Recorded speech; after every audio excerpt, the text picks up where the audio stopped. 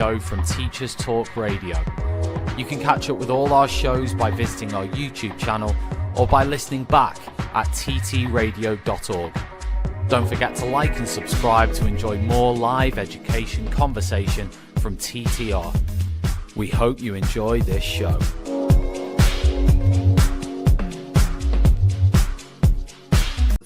Outstanding and world-class vision and world-class this.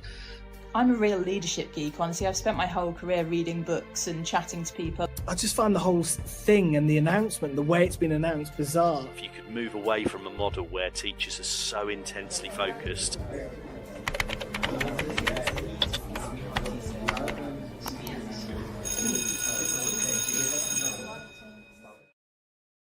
Good evening and welcome to Teachers Talk Radio. Tonight we're going to bring you a very insightful discussion, and we have got a fantastic guest with myself tonight, Trudy Barrow, as we explore this topic of AI and imagination, crafting creativity in the digital age. Now, we all know artificial intelligence is transforming the way we teach, learn, create. But when it comes to subjects like design technology and art and creating, where hands-on making and human integrity has always been at the heart of learning, how does AI fit in? Could it be a partner, or does it risk making students passive designers? And to explore this topic tonight, we're joined by Trudy. Trudy is award-winning design and technology educator, consultant, and advisor, and she's won the 2022 James Dyson Association Excellent Award. There, it's probably somewhere in the background, hidden away there for Trudy, and she works with a great array of schools and educators, and I know she's very passionate about sustainability and the role of AI in design learning. So it's going to be a perfect and brilliant conversation tonight as we really explore topics of, can AI be truly creative? Is it remixing human ideas? How does it work with our early years, and how can we balance it? So whether you are an AI enthusiast, a skeptic, or just curious about how it's shaping the future of creativity, this is going to be a fantastic conversation. So good evening, Trudy, and thank you for joining us. Thank you for having me. So can you give our audience a little bit about you, and what your passion is with education, with technology, and with AI, just to give a bit of a flavour? So I have been in education for 10 plus years. I left the classroom in July as a design and technology teacher and a previous head of department. Before I was a teacher, I worked in the theatre. So I was a theatre designer for the National Theatre on the South Bank in the UK. And I worked in what was called the Digital Drawing and Design Office there. And I decided that I wanted to do a PGCE and was umming and ahhing about whether to do it in design and technology or in art. Design and technology fit my skill sets better. So I took the leap and did a PGCE relatively late. And since the release of ChatGPT in 2022, I have been exploring AI in design education. My background coming from the digital design office at the theatre was that I've always been very involved with digital design in one way or another. And I sort of took that love of digital design across from the theatre into education. I was proficient on computer-aided design and Photoshop, and I was always experimenting and pushing those things. So then when I became a teacher, I carried on pushing those things and exploring those things. So it became kind of a natural progression that when generative AI dropped in the mainstream with that release of ChatGPT in 2022, end of 2021, was it? Or end of 2022. It's all been a blur. A lot of educators sort of jumped onto the text-to-text large language models, exploring how it could be used in education. And because of my background and my interests and passions, I was exploring that, but I went straight in with both feet, exploring image generation and what that would mean in education. Yeah. So that's fascinating background, because that really leads to where your passion is as an educator. I had a TA who worked in theatre design, and the stuff that she could create and big picture, and it was incredible in terms of that. And I just want a quick word to say thank you to a few key people who have helped put this show together. Kilo, who are Bet winning the 100% free tool for thoughtful, inclusive classroom discussion. Students can instantly and simultaneously create an interactive map of discussion, deepening their subject knowledge and enhancing their critical thinking skills. Over 1 million educators and students already using Kilo, and to make the world a more thoughtful place. So join them today at Kilo, KIALO-edu.com. And also, this show is brought to you in partnership with John Catt Education, publishers of professional development books and resources that support great teaching. Last week, I had the honour of talking to Sat Ghoshal about his new book, about just getting people to talk about instructional design. And if you go to johncattbookshop.com, you can explore the full range and also use the code JCTTR2425 for 20% off your order. Now, we were talking about this idea of, was it AI, was it late 2022, wasn't it, that really came in, generative AI. And you started to elicit your purpose and what interested you. And most looked to the text-to-text style, where it had quite an easy UI that you could put something in and iterative and go back and forwards. But where did you see the vision for design technology, and actually how you could potentially use it? So what inspired you to explore that even more? So I think I started to look at image to image and text to image first, and then image to image AI generation. And I think that there were a lot of us in the education community that definitely jumped in with 2 feet. And I realized that there were a lot of experiments being done with the core subjects and with writing in particular, and with inputting prompts and getting outputs within text to text. And I fell in love with a certain tool that became a bit addictive. In those early days, of the first time you try an image generator and you go, oh my gosh, I can't believe that's just come out of this tool. So I started experimenting and pushing that, and then I started to think, well, how could this be put into my teaching? How could I create resources with this? How could I expand my own personal creative practice and think and explore it for myself? But then how could I explore it for my students? Obviously, there were ramifications that were there from the outset. So I had concerns around, oh my gosh, what's this going to mean for copyright? What's this going to mean for safeguarding?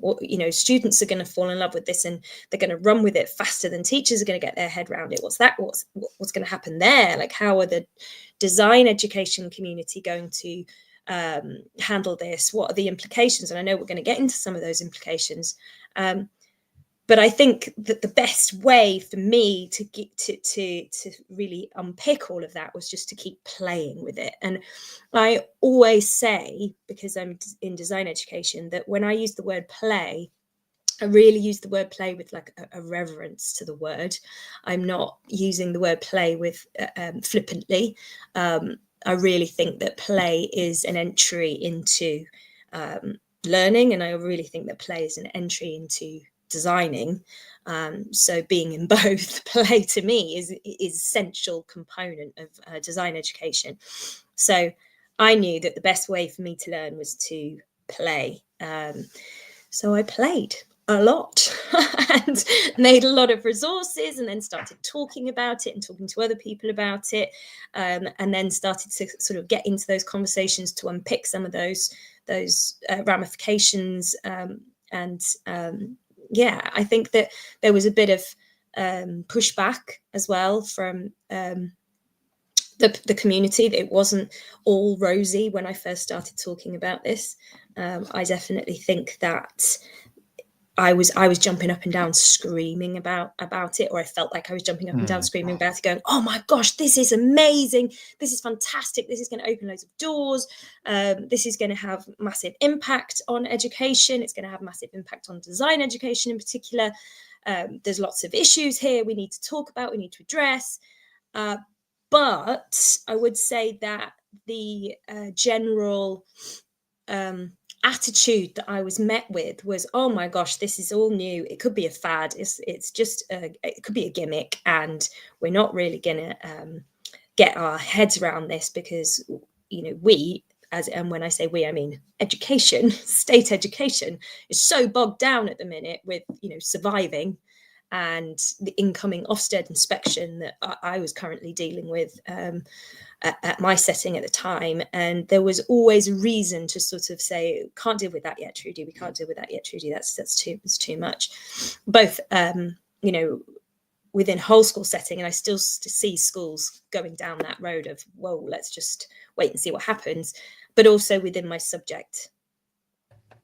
A lot to unpack there, and I think we'll come back to this idea of play in a bit, because I love my time in reception because it was all about purposeful play, and I know we have both young children, we're looking at play, and I think that concept of play is a really interesting one, because we don't have time to play within confined parameters to actually really explore. But let's go back to the attitude a little bit. Have you seen attitudes change over the last, I can't believe it's only like nearly 3 years, isn't it, since generative AI has come in? But often there's all on one day, a really new project or a new thing that's come out that's going to be amazing, we jump on the bandwagon, okay, no, this is too much, and then we find a middle ground. Have you seen that in the D&T community? Yeah, attitudes have massively shifted and massively changed over that time. At first, when I felt like I was jumping up and down screaming about this, like, everybody try it, everybody use it, I want to talk to you about this, I want to talk about the issues around this, I want to talk to you about the magic of this, and I want to use it and play with it. There were a lot of people that were just too busy and too swamped to really take on anything that was new. And there was also a sense of, well, let's just wait and see what happens with this. There was also, in D&T specifically, the first response that I remember getting from the design and technology community and my colleagues at the time was relatively negative, because the first thing that the design and technology community did was panic about cheating. And I know that was across other subjects as well, but panic about how can we mark coursework if students can generate images? How do we know it's their own work? How do we address AI being used in coursework? How do we address, because I delivered an NEA, that the NEA became there was a fear around that. And there was a fear around it undervaluing creativity. And there were loads of headlines, weren't there, about copyright infringement, deep fake headlines. And there was also the background of sci-fi. There was a lot of teachers that were really reluctant to try this because they believed that it would infringe on their privacy, or that the robots would come and kill them in their sleep, all of this sort of stuff that, we chuckle about it now, but at the same time, that does come from somewhere, and that comes from sort of a reluctance to address it at first. But then over time, I've seen a change. Once the Department for Education sort of said, once we had a new government, and the Department for Education said, yeah, actually, we're going to address this, we're going to do this, we're going to start to work on projects, and we're going to invest in projects and talk about governance and policy forming and safeguarding and general safety.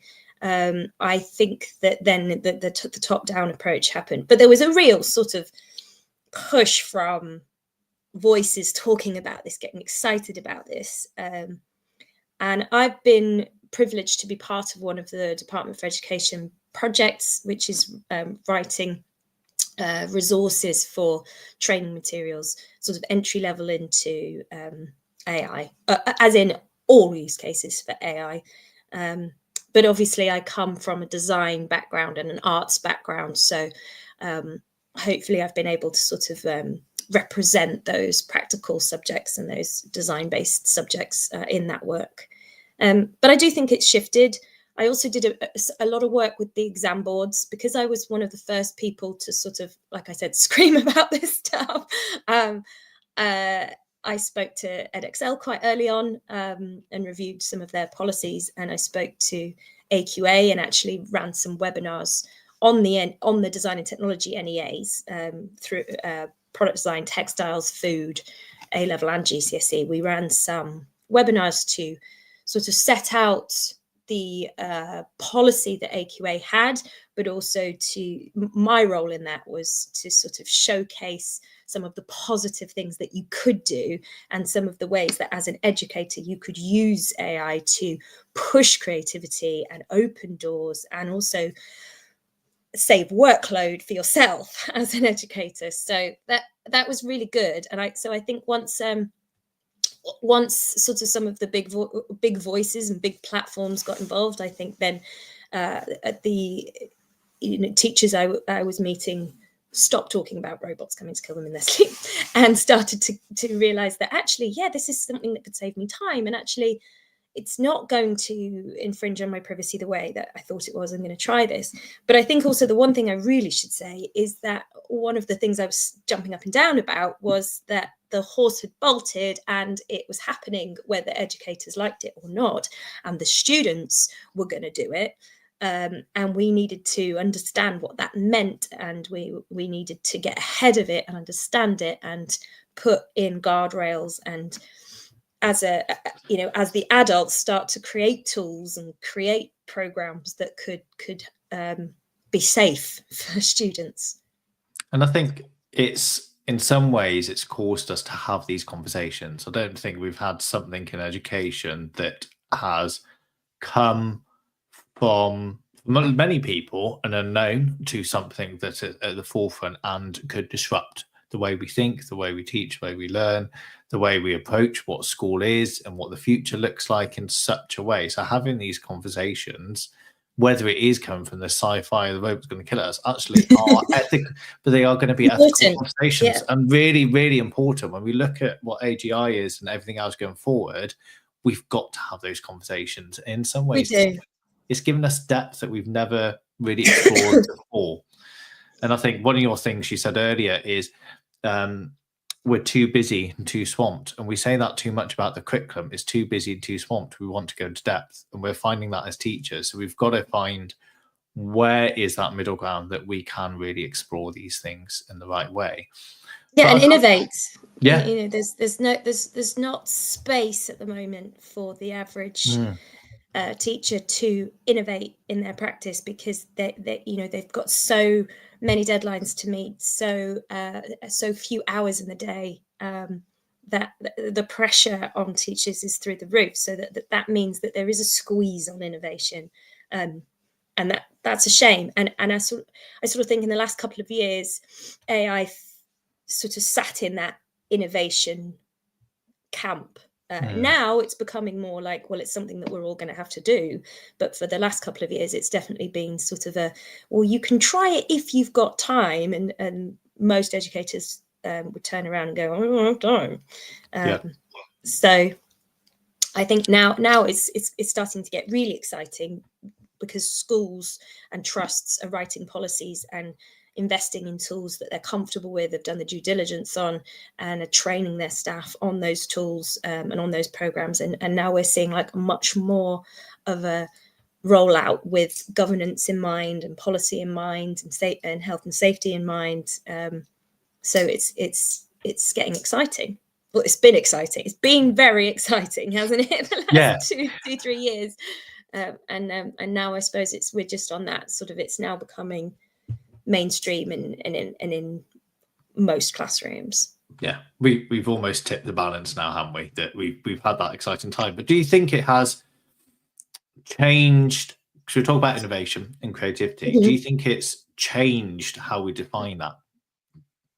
So I don't think so. I don't think it's changed what it means to be creative. I think we need to think of AI as a team member that sits alongside us. Some tools are just tools. It's an AI tool that will do one job. It may be a tool that can convert something into something else, or augment something into something else. But then some of the big LLMs can be used more as a collaborator and almost like a team member. And I think it's almost like having another colleague, or even if you use the memory on some of these things and you feed it all of your thoughts and your and your philosophies, then it can also be a bit of a mirror back to yourself. If you prompt it correctly, it can sort of almost be like having a second version of yourself that remembers everything. That can be really, really useful. So I don't think it changes what it means to be creative. I think it can expedite some of the processes. But I was just saying to somebody recently that I think that in design, I think that there's this worry that it means that anybody can design anything. But I don't think that's the case, because I think you still need to have your fundamental knowledge of what it means to be a good designer, to then prompt the AI and ask the right questions to pull out of it that higher level thinking. So I think if you've already got a really solid understanding of what it means to be a good designer and already have a design eye and be good at it, then you could be excellent at it. Whereas if you have no knowledge, you're just going to say, design, for example, design me a chair is not going to get you, is not being a good designer. But to prompt with ergonomics in mind and anthropometrics in mind and the target market and the user and all of this sort of knowledge that we teach within design and technology and other design subjects, and if you use that as a prompt, then you are having sort of a collaborator with you. So I think you can iterate alongside having this co-pilot, if you like, or companion machine to support your own thinking. So no is my answer. I don't think it changes our understanding of what it means to be creative. If anything, it's actually made it more concrete what human creativity is in some ways, in that regard. And you're thinking about novices and experts. There's a lot of research out there, and especially in terms of efficiency side of it, as well as the creative side, where it will deepen the understanding if you're an expert already. You can go deeper and explore things. When the calculator was introduced, actually it meant we could do harder maths and we could go and see into that thing. And I think we can't just, and it's the same thing, we can't just Google something. We need to understand the context and the foundational knowledge. So you've got to ask the right questions. Yeah. It doesn't happen in a vacuum. You have to be able to provide the input, and providing that input means that you've got to have understood what you're actually asking.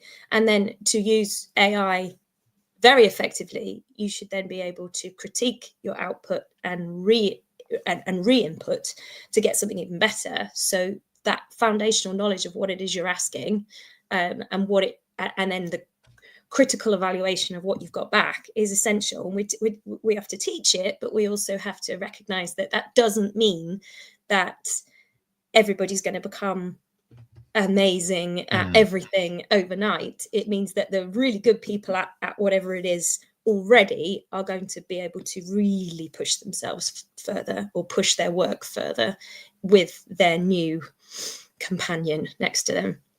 So thinking about that base knowledge, that foundation, and then being that companion, have you got any examples where you've seen that, so that AI isn't diminishing the human creativity, it's not doing it for us, but how have you used it within your lessons or working with others, that AI is that companion, and what kind of things have you created from that? So I think that obviously for teachers, probably the biggest companion is a workload one. That's sort of the first thing that teachers latch onto is, oh my gosh, this is going to save me time, that precious commodity that none of us have in education. That's amazing. So I think that was sort of the first thing that I really realized I could do. And I know that, again, in education, a lot of people were trying that for text to text. And I was sort of thinking, well, in my visual subject of design and technology, how can I save some of my time? So I think one of the first things that I did was I was designing, I was drawing an A3 resource that I was going to hold up in a lesson the next morning. And it was a last minute lesson plan. It was a year 10 group who had finished a project early. And we were waiting for the exam board to release the context for the year 11 NEA, which comes out towards the end of year 10. So I was going to do a mini project just for a couple of weeks. And it wasn't like a part of my long-term plan. It was just that we'd finished a bit early. So I thought, well, okay, so I'd planned my my scheme of work, my short scheme of work, and it involved me creating a design board, and holding it up in the first lesson.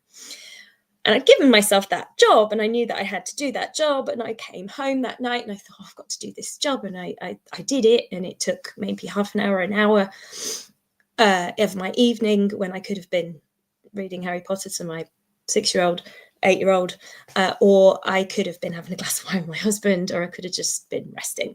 But instead I did this. And then the next day I thought, I just wonder if I could have used AI for this. So I entered in a prompt into one of the big AI image generators.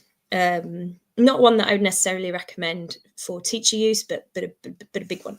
So I entered in a prompt that I think it read something like a page full of sketches inspired by the De Stijl art and design movement, drawn in black fine liner with coloured pencil on white paper, vibrant, bold, fill the page, simple designs, go. And it released, essentially, it showed me these 4 options, as image generators often do, provide you with 4 or 6 options. And this one provided me with 4 options. And I looked at these 4 options, and I looked at the page of work, and I thought, gosh, they're really similar. Not perfect by any stretch. There were lots of hallucinations in the output. I was asking for key rings, and some of the key rings were all off, and it wasn't perfect. But the general learning goal that I had wanted the message, if you like, that I'd wanted to get over to my class of year 10s was fill your page, use a lot of colour, keep them simple, use colour pencils. This is how you outline with fine liner. And it had done all of those things really clearly in 30 seconds rather than the 30 to 60 minutes that I had spent. And I thought, oh my gosh, this is a game changer. So the next morning, or in the next time I saw the class, I put it up on the board, but all 4 images. And I explained to them that I had generated this with artificial intelligence, and they used it as an exemplar for what they were doing by hand. But then we also had this really interesting conversation around, and this must have been really early in 2023 when this happened. We had this really interesting conversation around hallucinations. Oh, look, it's got that bit wrong, and it's got that bit wrong. And we had a really interesting conversation about, can you tell it's AI? What bits can you recognize as not being perfect? And it was just my sort of first experience of, oh wow, this is big, and this is really going to change things. And then my sort of second sort of big aha moment was having image generator on my phone, and having my phone in my pocket, and having some, let's just say, relatively naughty boys in my class who were off task. And again, it was a drawing lesson. So I hadn't been experimenting too far away from what I started with, but these boys were off task, and I was able to go up to them and differentiate on the fly and pull them back into the lesson by creating a resource on my phone and showing them an exemplar of something they were interested in. So I think it was lamps or lights, and I put it into, I did sort of a mashup prompt of making them Star Wars themed, and went, look, I just made this in 30 seconds. And, you know, if this can do it in 30 seconds and it's all right, you can definitely do this. And look at this, and this could inspire you. And it pulled them back into the lesson, and they were really excited. And then when things started to get really exciting was when I started to do image to image and started to input sketches into AI and then get renders back, and seeing students blown away by their own work then becoming sort of magicked, and the motivation that gave them and the engagement went up. And obviously I was trying this maybe a little bit too early, because I then thought maybe the students shouldn't be doing this, and maybe I should be checking out, you know, doing my due diligence. And then I pulled way back, and then did a lot of due diligence on the right tools and the IP, for example, and knowing which tools were right for student use, and how could that work, and would it be, you know, there was a lot to unpick, but once I'd unpicked it, there are some fantastic opportunities for student use as well as workload and teacher use. Yeah, and if any of our audience haven't seen the examples that Trudy shared, go and find her on LinkedIn. There's some fascinating examples, especially that image to image, because it gives pupils, if they're prototyping, whatever age almost, isn't it, where they can draw something, actually, what does this look like with the right textures in it, with the right materials in it, what does it look like in the room? And actually it's almost, as you're saying, it's a thought partner and a companion where you can go back and be iterative on your own a little bit before you have that support of a real expert to help. And you think you may have had a couple as a student, you may have had a couple of goes back and forwards before you go and get even more expert opinion, because it's a companion, it's a way of looking. But I wonder, how do you think it works with early years and that idea of image to image, where I know you have, and I've played around with it, and I went into a class this week where a teacher, they controlled the AI, but they took children's imagination of creatures, they drew them out, they wrote the prompt, the teacher then put that within the AI and created these mythical beasts that were a hybrid between two different characters, and that's inspired their writing for weeks because of it. And when I went in, they were so proud and so engaged with seeing actually what they envisaged in their head. And so where do you think that fits in with our youngest learners? Is there a way that we could do this safely in early years and with our young children to really inspire and engage and bring that learning and creativity out of them? So as I already mentioned, I have a 6-year-old and an 8-year-old at home, and I'm biased, but they're brilliant, and I think they're mega creative, although most 6-year-olds and 8-year-olds are at this point. But I have let them play, and by letting them play, I have done all of the actual physical inputting, but they've provided me with information. So back when he was 5 and she was 7, we did a little kitchen table project that you can find on LinkedIn if you scroll back maybe a year and a half, of creating monsters, a little bit like your mythical creature project that you were just talking about. And my 5-year-old used oracy skills to explain to me what his I should say they both drew a sketch just with pencil on paper, with no colour, just literally pencil and paper, of their monsters. My 5-year-old then used his oracy skills to describe the colours and the textures. He wanted it to be fluffy.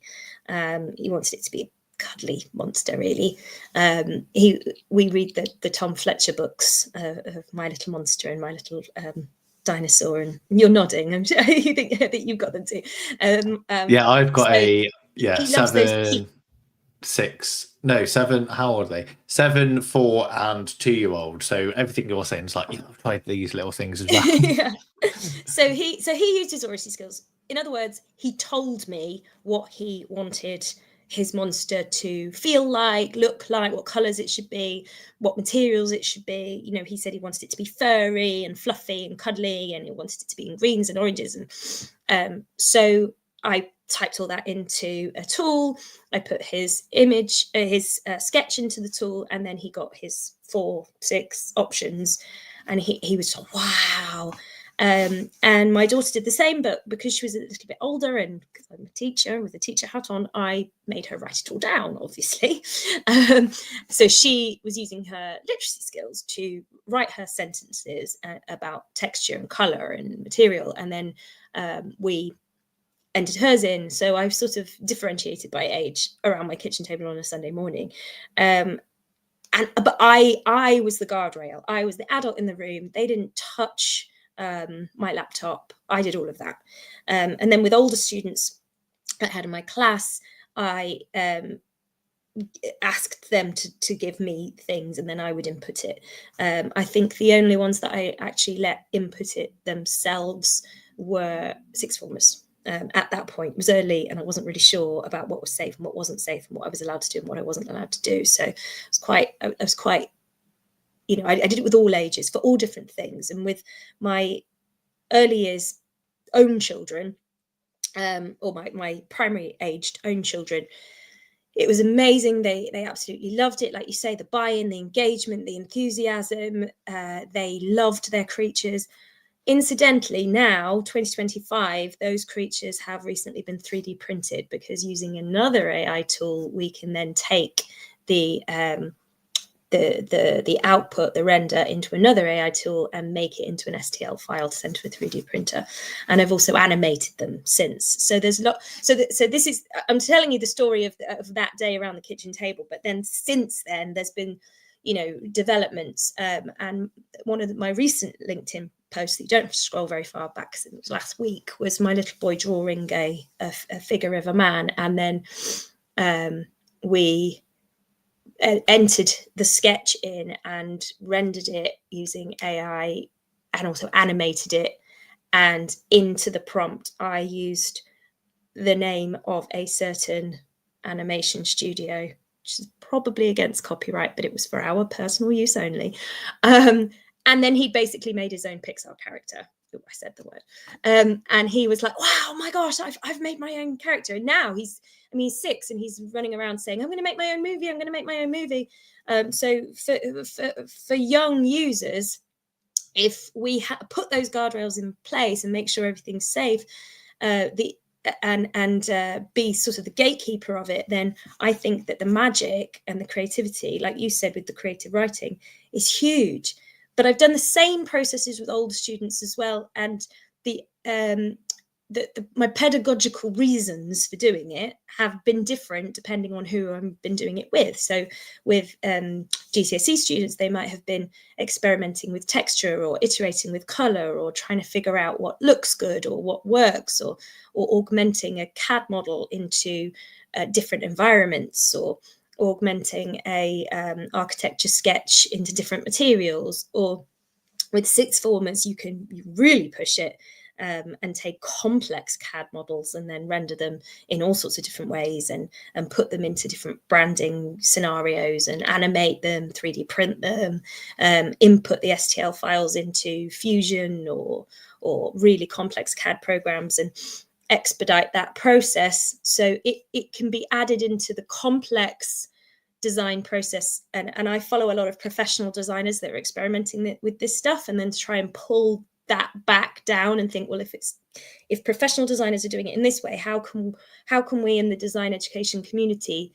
be doing simplified versions with sixth form? How can we do it with Key Stage 4, 3, 2, 1 and early years? So I think the other thing I'd say about early years that I think is really important, and by early years I mean early years, like preschool, reception age, I think it's really important that we talk about AI to the students, because they're using it all the time. I don't know about you, James, but my children talk to Alexa all the time.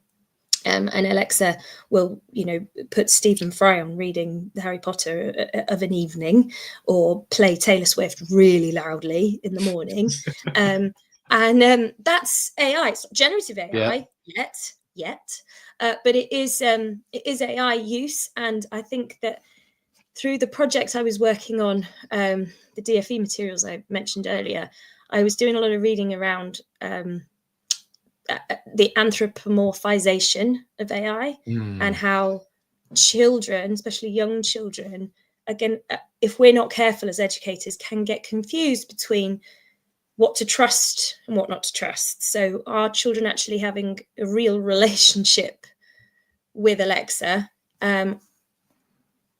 in a way that actually could lead to them over trusting AI? Or there's horror stories around things. I won't say what the horror stories are, but you can go and find them, of children over trusting the outputs from AI. And I think that means that we do need to explicitly early tell students, this is not a real person, this is not a human, this is a machine, and embed that critical analysis of outputs from generative AI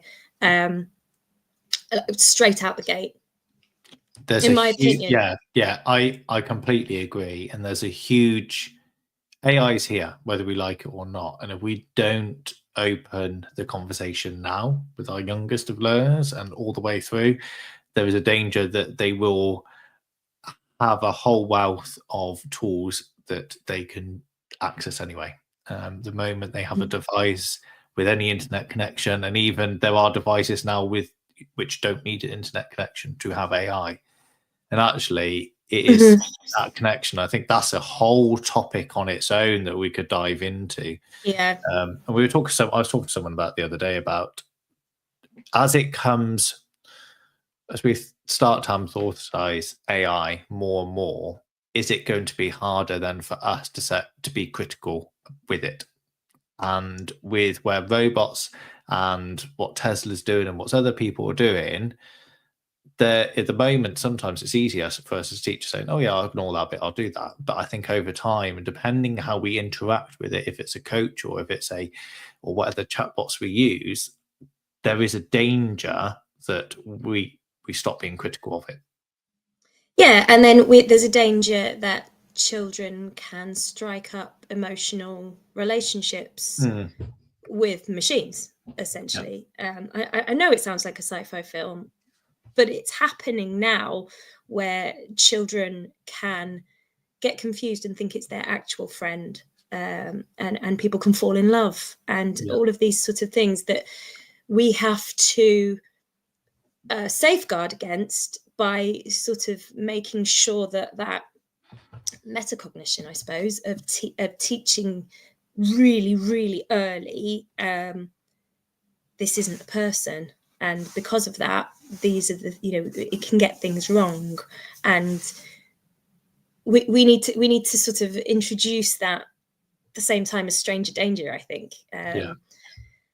I mean, my daughter gave me a real telling off the other night for not saying thank you to Alexa. I said, Alexa, turn off. And she went, oh, Mummy, say thank you to her. And I went, oh, red flag. That's kind of what I've been reading about, and it's happening in my own house. Oh my gosh. So I sort of sat her down and said, I'm really happy, proud of you that you're reminding me to say my pleases and thank yous. But Alexa's not a real person. She's not really a she, it's an it. And we had this whole conversation, and I did, as a parent, sort of educated what I think maybe needs to be part of our curriculum across the board, and an awareness of that. Yeah, I think that is. And we've just had a comment in that I think is actually quite relevant to where we're looking. And JBL put, AI in the hands of teachers like you, Trudy, could be ultra effective, but teachers who aren't technically competent can seriously struggle. And I know you're working with the DFE and others in terms of this AI literacy and those guiding principles. But I wonder what your initial thoughts on how, let's think about the implementation or the understanding from teachers. What do you think are some of the basic things that we should all know and around the use of AI and the integration of it? I think that at this point, I think all teachers should have tried it for themselves, because virtually all students have. So I do think there's a responsibility for teachers of what generation are they? Gen Alpha, to sort of realise that this is a different generation growing up in a different time, and therefore we have to acknowledge that and stay up to date. So I think there's a professional responsibility to enhance our digital literacy as much as we possibly can, and that CPD on digital literacy has to be big right now in 2025, and in that digital literacy now we have to be trained to understand the ramifications of AI, but also the benefits to us as educators for using these tools. So I completely agree with this comment that it could become a chasm between educators who are flying with this, using it all the time, and using it in their own practice and lesson planning and work, and automating a lot of their own processes, as well as providing students with opportunities. And then those teachers that are nervous of this. I do think, though, that is, I mean, it's massive right now because it's such a big topic, but I do think you could argue that it's the same as when computers first came out and teachers suddenly had to understand word processing, or Excel spreadsheets first were expected to be understood by teachers, or a school suddenly becomes a Google school and everybody gets Google Classroom, or an Apple school or a Microsoft school or whatever, and they start to use these ed tech programs. I think that school leadership has a responsibility, in my opinion, to train its staff to be up to date with digital literacy across the board. And hopefully projects like the DFE Chiltern Learning Project that I'm currently working on will help with that. And I know that there are other major projects that are being done on a big scale to provide resources and training materials for teachers. I know that there are some of the big ed tech providers and some of the big organizations, like the ones I just mentioned, are providing their own training materials, often for free. But as I said earlier, one of the most valuable commodities in education is time. So I think that it's really down to school leadership to understand that digital literacy is something that has to be a priority, and make time. That's easier said than done, because there's also all sorts of priorities in schools.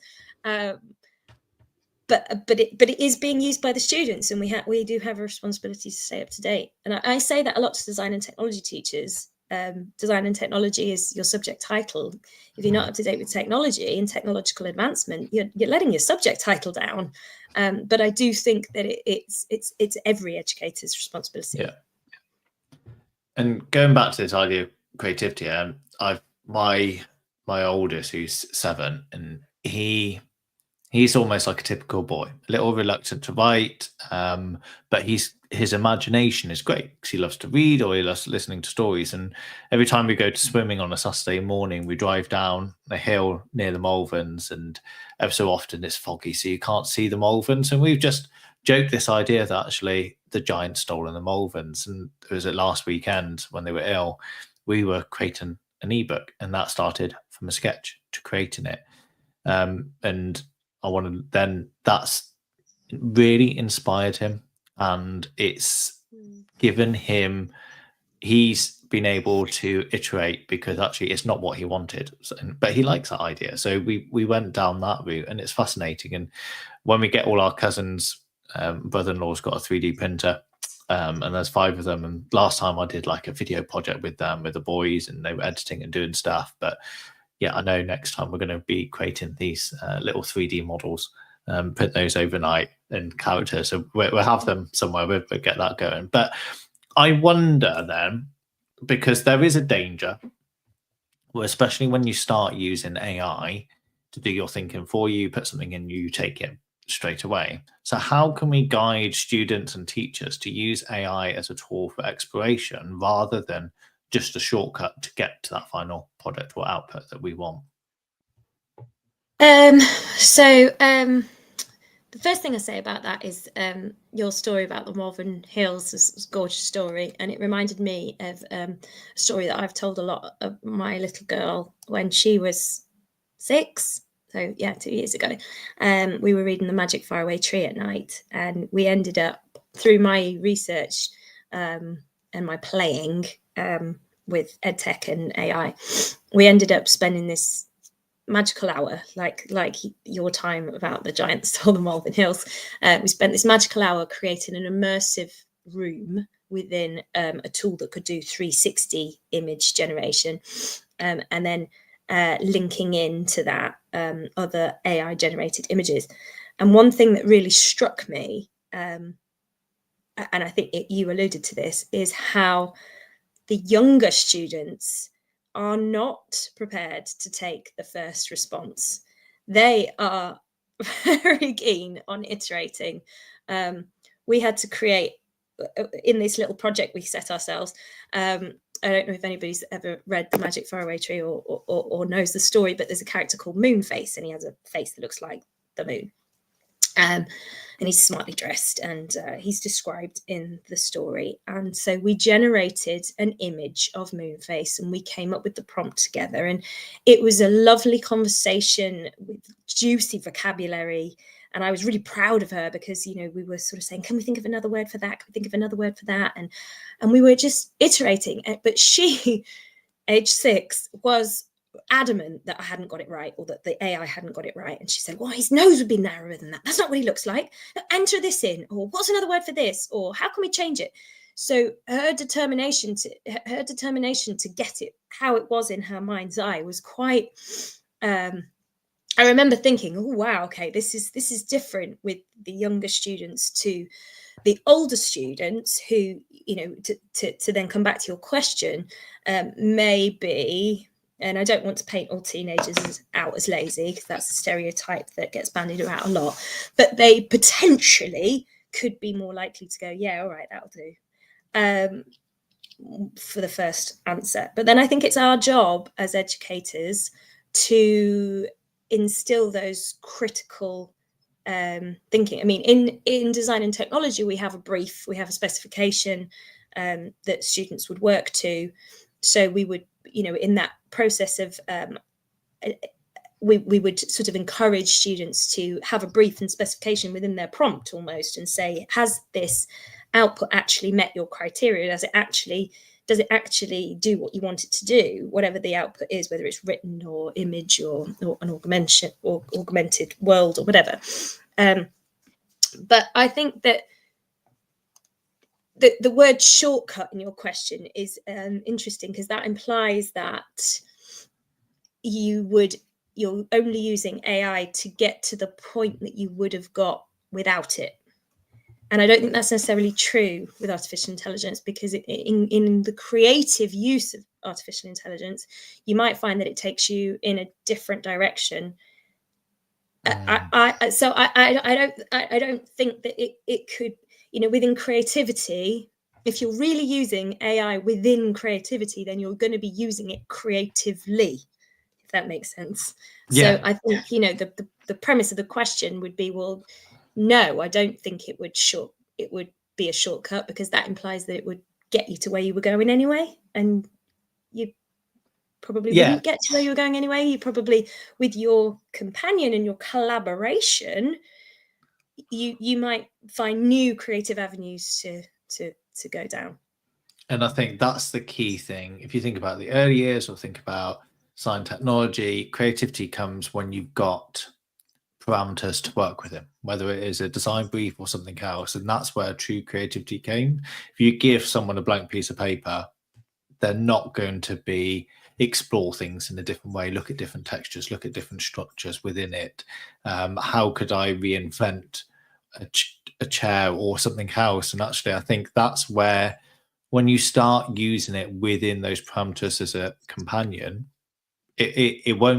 you won't be happy with the first output. I think there is a danger on the first use of it. If you never have used AI, or you haven't thought critically about it, actually they'll just take it. And I think this idea of critical thinking is is really, really important. And we need to make sure, go back to our conversation earlier about novices and experts, we need to be expert in things and use it to support that.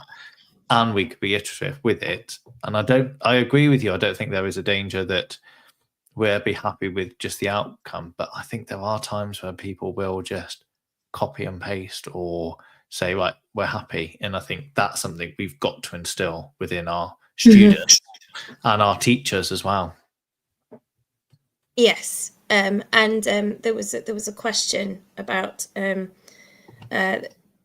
problem truly is the teenagers will always be way ahead of us older teachers. They use tech tools all day long. I think that's always been the case. I think that, our generation were using social media before teachers were. Facebook was used by university-age students long before it was used by my parents' generation, who now seem to dominate it, or they do in my life anyway.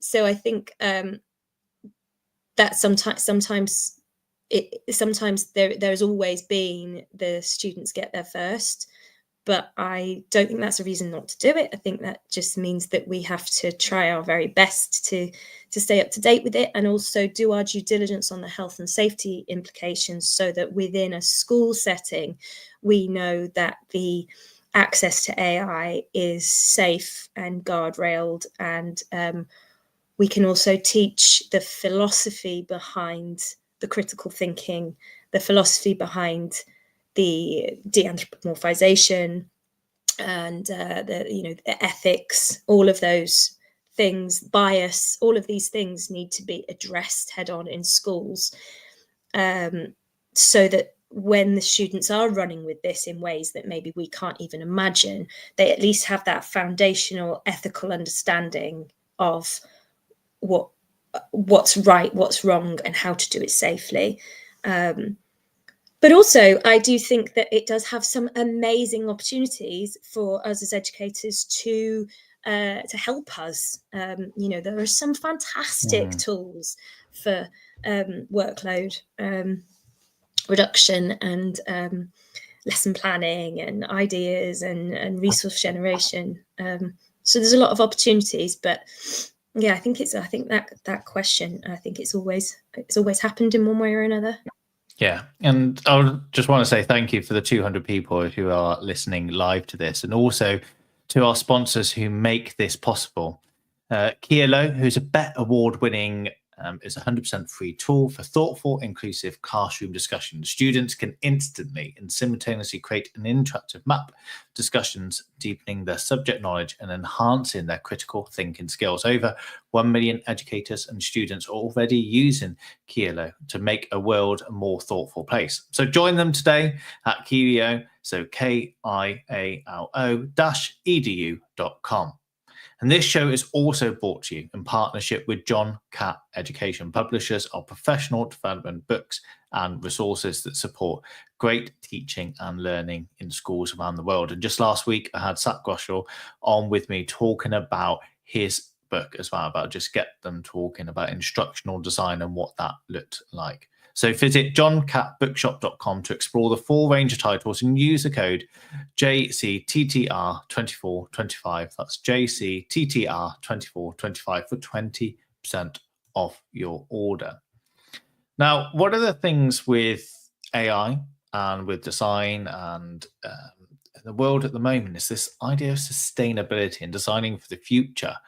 And it's got a huge potential, I think, of creating sustainable solutions, whether it's through material selection or through iteration and through almost prototyping, and the fact that actually we could be a bit more efficient in that process.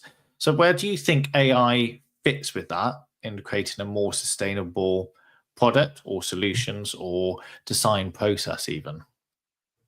So as you said in your very lovely introduction of me, other than AI in design education, one of my other sort of major passions is climate change education and sustainability in education. And I struggled for a little while of marrying the two together, because obviously when we generate an image, which is sort of, as I said, my starting point into this, that there is implications to the power that we use, more power than maybe the average user would recognize, because it's not tangible. Our impact on the environment when we use AI is not tangible like it is if we buy a plastic bottle and put it in the normal bin instead of the recycling bin. We can see that, we can feel that. We can get berated by our children for that, which I do or have been known to in the past. But because there's no tangibility to the impact of AI on the environment, it's not easily accessible. We sort of this is part of our responsibility to teach that, is, do you actually need to render this image in this way? Does it have benefit? Or are you just doing it for fun, or thinking about it? In the same way that, would you boil your kettle all day long? No, you wouldn't. You'd boil your kettle when you needed the hot water. So there's just sort of that to bear in mind. But there is also this amazing opportunity that AI can read and filter through data so much faster than we've ever been able to do before. So the impacts of AI in the medical world and in the sustainability world are huge for positive good, because we can process things quicker than we've ever been able to process before. So the what I would consider to be one of the major problems of our time, there's an organization called Design Declares that calls it the biggest brief of our time, is the climate emergency. And to address that brief, if you like, to address that problem or solve that problem, we've now got this collaborator that can process data fast, can come up with new solutions, and can use our existing knowledge of a situation and push it forward. So I think that there's two sides to the relationship between AI and sustainability. There's the everyday use of AI and the impact right now on the environment from the big servers and the use of water, the use of electricity. But then there's also this, well, yes, but it could potentially help us solve some of these problems, and it could help us address some of these things. So it's a really difficult one, and I think it's a conversation that isn't had enough really in the AI education community. It is mentioned a little bit, and I do try to talk about it because I'm still not quite sure about it, because obviously I'm so excited about taking a sketch and then turning it into a beautiful render, and then animating it, and then taking that animation and turning it into an STL file, and then 3D printing it, and then going back again. And that's amazing. Look at the learning opportunities and the opportunities for students, the opportunities for me. But then there's that sort of underlying, how much power did I use to go through that process that I've not seen? And did I actually have to go through that process for a benefit of who's going to benefit? And it's a balancing act, isn't it? So it's a difficult one. And it's a difficult one because we don't see it. And I think that's the hard thing. We don't sometimes see the immediate impact of the environmental or the sustainability. Actually, we need to make sure that is part of the conversation from now, almost, to really bring it into the forefront to see. Because I think, for me, I can see sustainability in terms of the feedback is really important. That your initial idea is always something you're going to be iterative about, however you approach it. But I think having it as a thought partner to go through a project or to go through something back and forwards, to create a prototype and 3D print that in something like that before you even go to manufacture it, that whole manufacturing side of it is going to be really exciting. Actually, it's going to hopefully streamline it and have products that we don't have this throwaway culture. And I think there's too often we have things and throw them away in single use. And I think actually this could potentially open up new opportunities in that. Yeah, absolutely. And I also think that this new generation coming through, Generation Alpha, are coming into a world with climate anxiety all around them. And, primary education is really hot on sustainability across the curriculum. So when the current primary cohort come into secondary, we'll see that knock-on of sustainability being right at the forefront of young people's minds at the same time that AI is at the forefront of their minds. And so that relationship between the two is inevitable, whether it be that one solves the problem of the other or whether it be that one makes the other worse, is sort of this ongoing balancing act. Excellent. So we've obviously covered an awful lot, and I think there will be things that tonight we could go into even more depth and explore. But I wonder what your thoughts are, or considerations probably, in a rhetorical sense, about AI in the assessment realm, especially when we're looking at creative work that's very subjective to the opinions, or whether it is against the design brief and does it fit? Does it have a role, or is it something that actually we shouldn't be considering, and that we should still keep the human in the loop in that element as well? So the assessment of subjective arts and creative outputs is incredibly hard. I found this time of year over my career an incredibly difficult time of year, where you had to mark, and many teachers will be doing this right now, marking NEAs and pieces of coursework, and trying to balance them and moderate them with colleagues, and trying to moderate them across schools, and trying to do it right with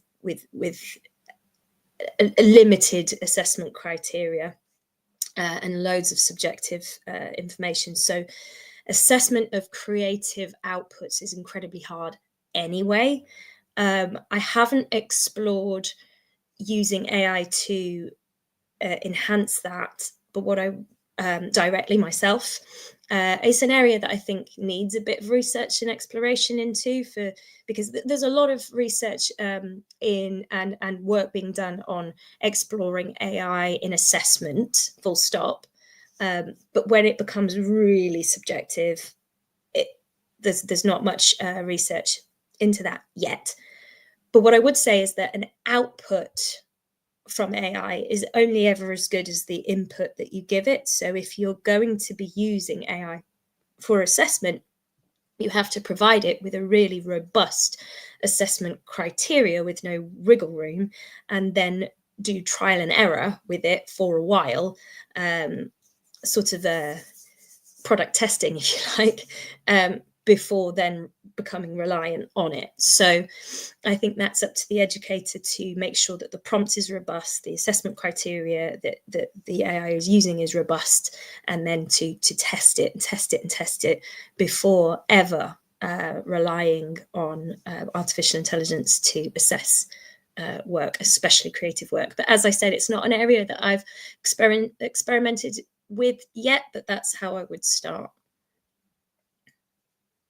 So start, really good pivot into, what would you say is the one thing you want teachers to take away from this, in terms of AI and design technology and creativity and what we've discussed tonight? What's that one thing you want teachers to think about, or start doing, or could start doing around this? I think that don't be scared of it. I think, entry level into artificial intelligence within design education specifically, don't be afraid of it. Don't assume that it has to be used in every lesson. Don't assume that it's going to come and take away from your fundamental value as an educator. You are still the most powerful tool in the room for educating those young people. This is just another way to support you, to expedite the process, and to give our learners new opportunities. So I would say, don't be afraid of it. Have a go with it. It doesn't need to be used all the time, but it does need to be acknowledged, taught, the safety of it needs to, and the ethics need to be taught explicitly. And I do think that we have a responsibility as educators to stay up to date with the world that this generation live in. And I believe that every generation lives in a completely different world. You know, we grew up with mobile phones and social media, and then as we got older, we started to realize that these things became addictive, and we didn't really realize that until it had happened. And this new generation have got all of these other new things. We cannot provide Generation Alpha with a millennial curriculum. We just can't. We have to stay up to date, and we have a responsibility to learn about these things. And I think that government realize that, and big organizations realize that, exam boards realize that, and I think we're going to start to see these new approaches to this CPD to take away that fear, and to give teachers the confidence to address this stuff head on, and like I said, not in every lesson, but to use it as a tool to support them, as well as talking about it with the students. Beautifully put. Don't be scared. Don't use it all the time. But it's our responsibility to be aware. And I think that's really well done. And also have a play. Yes. Play. Don't be scared. Don't be scared. Just play with it. See what happens, and you might surprise yourself with what the outputs that you get. And there is huge opportunity to really redefine what we can do as well. So it's an exciting time to have a look. And thank you so much, Trudy, for what has been a fascinating conversation on Teachers Talk Radio tonight. If you want to listen to this show back, we will be available on Spotify, Apple Podcasts, and Podbeam, any of your favourite podcast players. And please have a look at the rest of the shows on ttradio.org. Thank you to our sponsors, Kivio, and also John Catt Publishers, who this wouldn't be possible without. But thank you for everyone who is listening and live, and we look forward to continuing this conversation. Outstanding and world-class vision and world-class this. I'm a real leadership geek, honestly. I've spent my whole career reading books and chatting to people. I just find the whole thing and the announcement, the way it's been announced, bizarre. If you could move away from a model where teachers are so intensely focused.